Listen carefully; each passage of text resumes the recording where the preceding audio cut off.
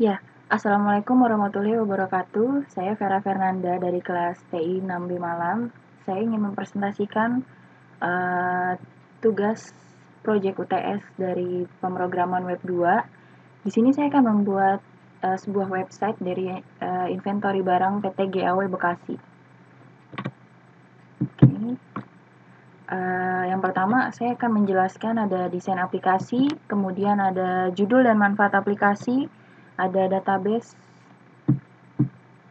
Dan yang pertama saya akan menjelaskan mengenai desain aplikasinya terlebih dahulu. Ya, jadi di sini pertama akan disuguhkan dengan tampilan login. Jadi tampilan login ini adalah meminta username dan password dari si pengguna yang akan login ke website tersebut. Setelah dia dapat akses masuk ke website tersebut, dia akan disuguhkan dengan tampilan dashboard. Kemudian di sini ada desain master barang. Ini desain master barang. Di sini ada menu-menunya, ada dashboard, ada pembelian, penjualan, barang, supplier, laporan, dan pengaturan. Kemudian di sini ada menu, ada tombol logout. Ini data barang. Kemudian ini ada tabel barang.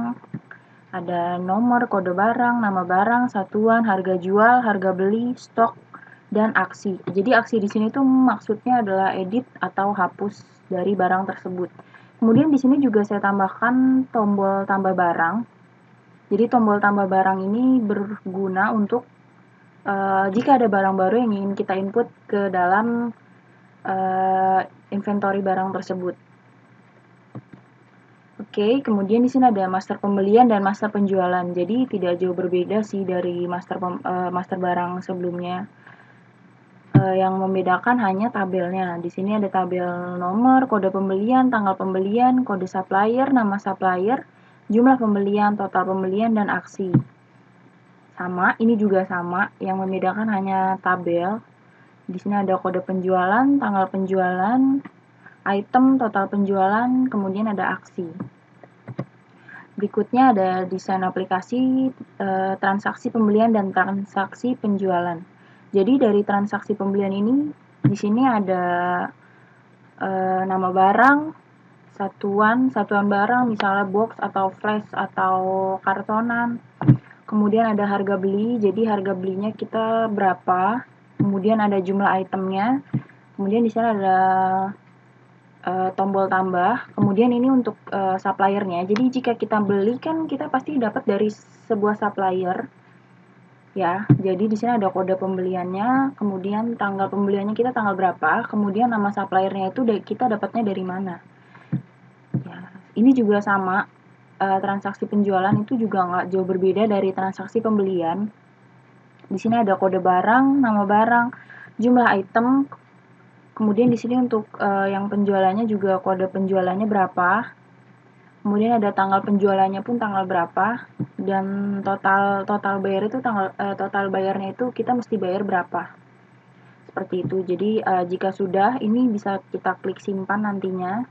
Kemudian akan muncul di kolom yang di bawah ini. Sama. Transaksi pembelian dan transaksi penjualan juga sama. Ya, kemudian ini yang terakhir ada desain aplikasi laporan pembelian dan laporan penjualan. Jadi di sini laporan pembelian ini misalnya kita mau range-nya tuh dari tanggal 7 April sampai dengan 20 April. Kita bisa ketik di sini 7 April sampai dengan 20 April. Kemudian kita klik proses. Kemudian dia akan muncul dan kita klik cetak. Jika kita klik cetak, dia akan mengekspor laporan tersebut ke dalam sebuah PDF. Ya, oke, dan yang terakhir saya akan menjelaskan tentang judul dan manfaat aplikasi.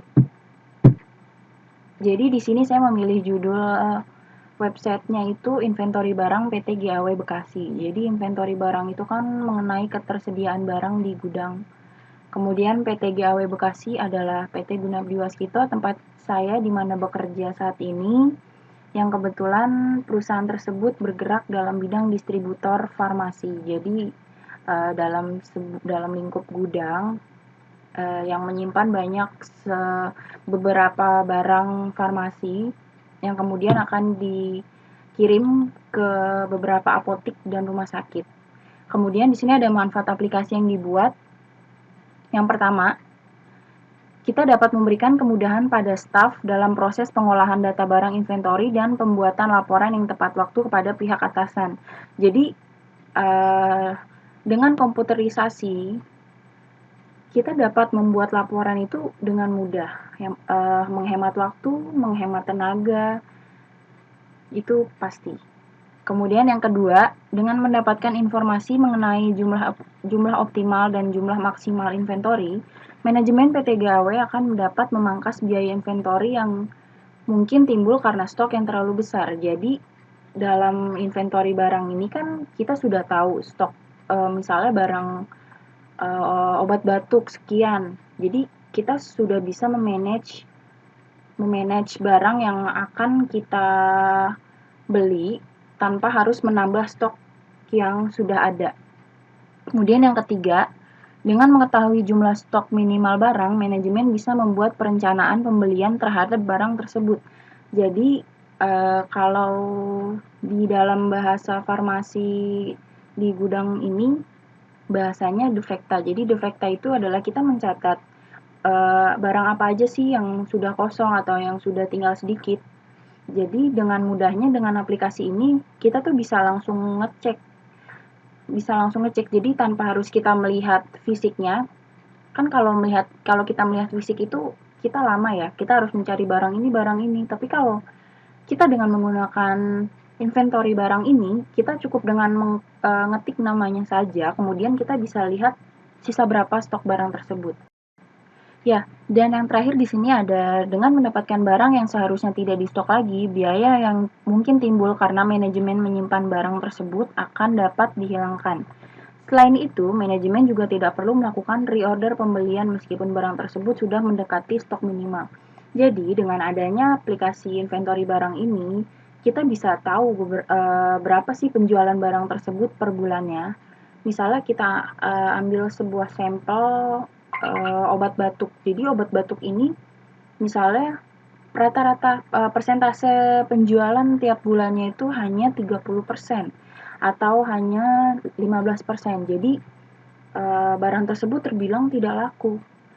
Jadi kita bisa memutuskan bahwa barang tersebut tidak perlu kita reorder. Jadi seperti itu kiranya. Kemudian yang terakhir di sini ada database. Ini lebih tepatnya adalah relasi database yang sudah saya screenshot, kemudian saya taruh di sini. Di sini saya sudah membuat 8 table database. Di sini ada ID penjualan, ini sebagai primary key ID penjualan, kemudian di sini ada penjualan, kode penjualan sebagai primary key, kemudian ada tabel admin, kode admin sebagai primary key, kemudian ada pembelian, kode pembelian sebagai primary key, ada supplier dengan kode supplier sebagai primary key, kemudian ada barang pembelian dengan kode barang beli sebagai primary key, kemudian ada ID pembelian sebagai primary key, kemudian ada barang dengan kode barang sebagai primary key. Jadi di sini kelihatan ya, ini relasinya kode tabel barang, kode penjualan ke penjualan, kemudian penjualan terhubung ke admin terhubung ke pembelian terhubung ke supplier dan ke dia pembelian, kemudian dia pembelian terhubung ke barang pembelian. Jadi tabel barang pembelian di sini tuh seperti detail pembelian. Itu kenapa dia sangat lengkap di sini ya, seperti ada harga beli, item total, dan statusnya pun juga lengkap. Oke. Ya.